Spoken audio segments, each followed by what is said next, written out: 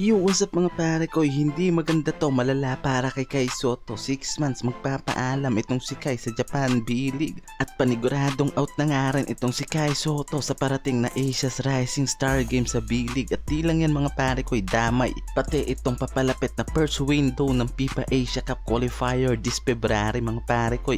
Bad news, ang bungad ng taon para kay Kai Sotto. Ito na nga mga pare ko yung worst injury na nakuha nitong si Kai sa liga ng Japan B-League. Torn knee ACL injury yung nakomit nga nito sa nangyaring laban niya last week kontra dito sa Seahorse Mikawa, at ngayon lang nilabas ng Koshigaya Alpha yung balita about nga dito sa injury na kinuha nitong si Kai Sotto sa nangyaring laban na yan. Tinatayang 6 months mga pare ko, magpapaalam itong si Kai sa liga na yan dahil sa ACL left injury na nakuha nga nito. Mukhang kailangan nga raw nitong si Kai ng marami pang balot, pampalakas ng tuhod na sobrahan yata sa lulo si pareng Kai.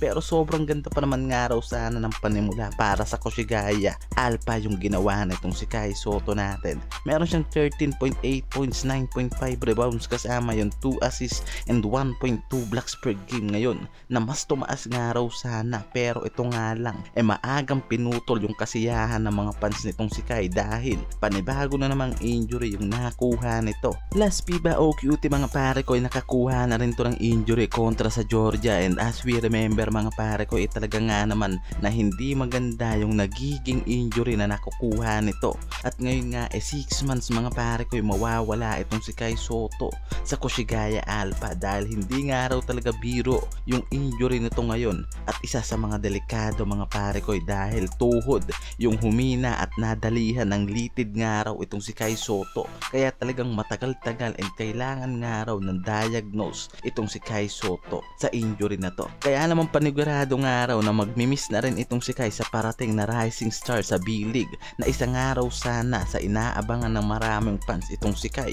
At ito nga ang first window ng FIBA Asia Cup Qualifier mga pare ko, paniguradong hindi na nga rin daw makakapaglaro itong si Kai Sotto na center pa naman natin mismo dyan.